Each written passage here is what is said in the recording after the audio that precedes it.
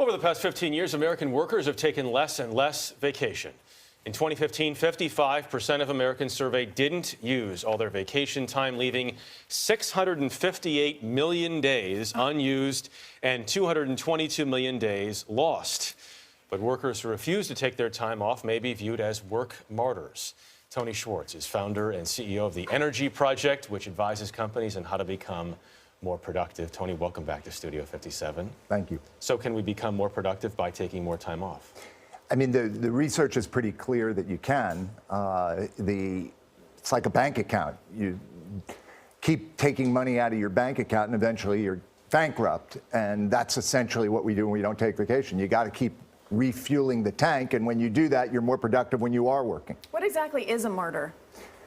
You know, a martyr is the person who self-righteously tells you how they pulled an all-nighter or how overwhelmed they are or how crazed they are. It's a humble brag. Okay, all right. Or not so humble in this case, potentially, yes. I'm asking for a friend here. Since 1978, Americans' vacation usage has steadily declined. We've seen this happen over and over. I mean, we just listed the numbers, which sound insane in some ways. Americans now take nearly a week less. Why aren't Americans taking their vacation time? You know, I think there's several reasons. I mean, I think number one, putting everything else aside, people feel scared that if they do take vacation, they'll come back to no job. That's a legacy of the recession. But I think the other reason is that, the second reason is that people actually don't feel, as this little clip showed, as if they have value if they're not working. We're so focused on what we do that we lose connection to the idea that we have any value if we're not working. From the health and wellness and productivity perspective, is it better, from what you've seen, to do the if you're going to take the vacations, to do the shorter ones, 3 or 4 days, or a longer 1-2 weeks? What's the most effective thing to do? So, first of all, you're in some sense conditioned by whatever your employer allows you to do, but from my perspective, as someone who 3 weeks from now will begin my 4th summer of a 30-day vacation. Ooh, wow. So I run a company that goes and tells employers to give more vacation, not less. We give 5 weeks to people in their first year, 6 weeks after that. So what we've learned is that it really helps to take a more extended vacation. I'm not suggesting that most people are going to be able to take 4 weeks.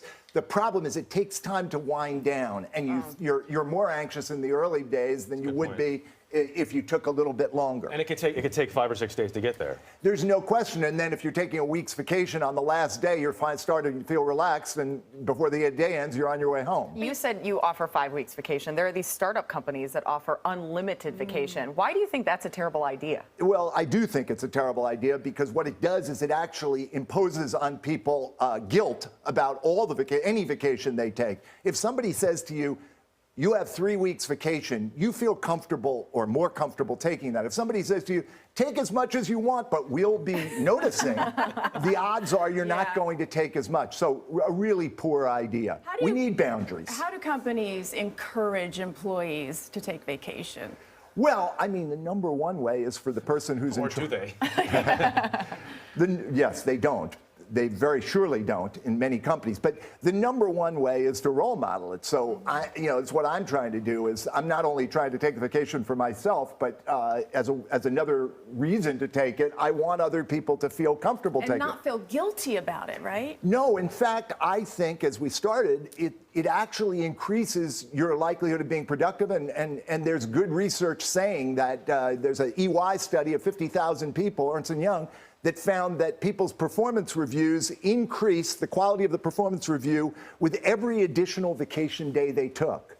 That's a pretty counterintuitive but powerful idea. Well, there's one study that says that employees who took 11 or more vacation days a year were more likely to receive a recent raise or a bonus than employees who took less time. Why is that? Very much the same idea, that the question is not how many hours you work. The question is, what do you accomplish during the hours you work? So I think of it as kind of, I call it interval life. This is operating not as a marathoner where you're constantly holding back on spending all your energy, but you're fully investing and then you're refueling. And that's a very different way of working. And I think it's the only way in a world of relentlessly rising demand that people are going to be, the companies are going to be able to get the best from their employees. And I think the families benefit too.